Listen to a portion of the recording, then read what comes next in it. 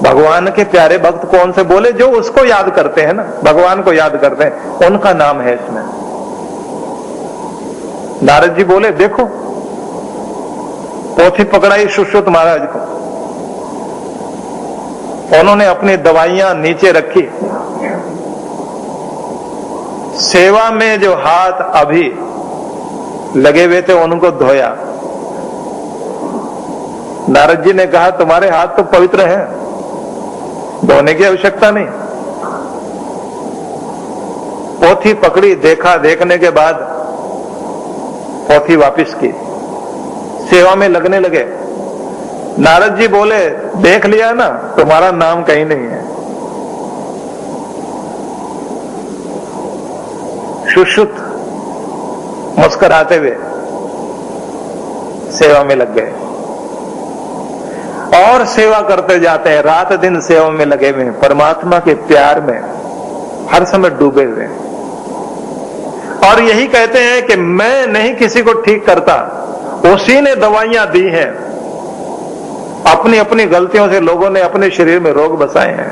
मेरा परमात्मा दयालु है, उसने जगह जगह ये औषधियां खड़ी की हैं लोगों का दुख दूर करने के लिए, और वही ज्ञान भी कराता है। मैं कुछ भी नहीं, ज्ञान वही करा रहा है।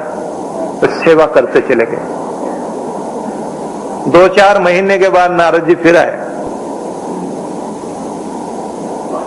और नारद जी आगे आते ही कहने लगे तुम्हारी सेवा तो बढ़ती जाती है, तुम्हारा प्यार बढ़ता जाता है। सुश्रुत कहने लगे इसमें मेरा स्वार्थ है। बोले कौन सा स्वार्थ?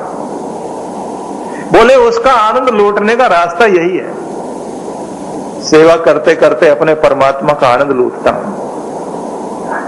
नारद जी ने कहा पोथी लेकर आया हूं, पढ़ोगे नहीं? नारद जी ने जैसे कहा पढ़ोगे नहीं, तो सुश्रुत पूछते हैं वही वाली पोथी है या दूसरी लाए हो? बोले इस बार दूसरी लाया हूं। इस बार उन लोगों का नाम पोथी में है, क्योंकि ये दूसरी पोथी है। पहली वाली पोथी वो थी जिसमें उनका नाम था जो भगवान को याद करते हैं। इस बार वो पोथी लाया हूं जिनको भगवान याद करते हैं। पोथी पकड़ाई, सुश्रुत देखना नहीं चाहते। नारद जी ने खुद ही कह दिया वैद्यराज, सुश्रुत महाराज, इस पोथी में पहला ही नाम आपका लिखा हुआ है।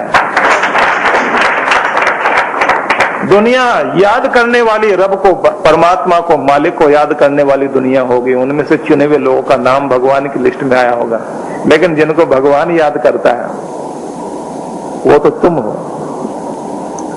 उसके प्रति इतना प्यार जगाओ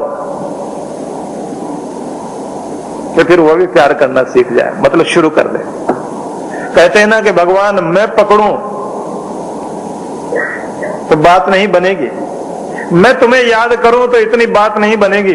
बात तब बनेगी जब तुम मुझे याद करो और मेरा हाथ पकड़ लो, उस दिन मेरा कल्याण हो जाएगा।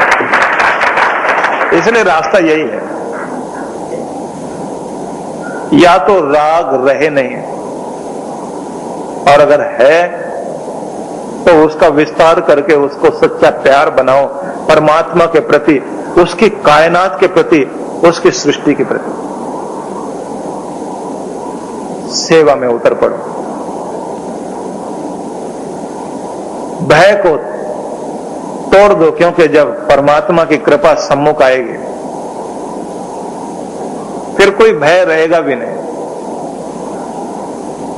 उसका होने के बाद में यह विशेषता तो अपने आप जागती है। एक ऐसी व्यवस्था बन जाती है कि व्यक्ति को किसी से डर नहीं लगता।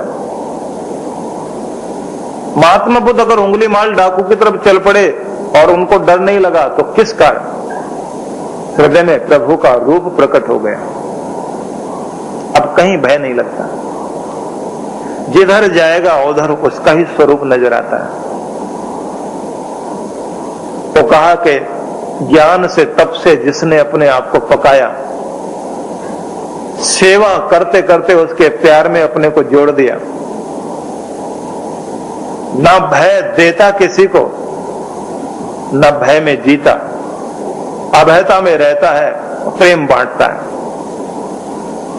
आप देखिए कि जो लोग दुनिया में आतंक फैलाते हैं, डर पैदा करते हैं, वो सोचते हैं कि हम तब तक ही प्रभावशाली हैं जब तक हमारा भय दुनिया में कायम है। और मजे की बात यह है कि भय बांटने वाले लोग खुद इतने भयभीत होते हैं, हर समय चौकन्ने रहते हैं। भय बांटोगे तो खुद भी भयभीत रहोगे, निर्भय रहो, प्यार बांटो तो खुद भी निर्भय रहो, क्योंकि परमात्मा निर्भय है, अभय है, और उसकी शरण अभयता को प्रदान करती है।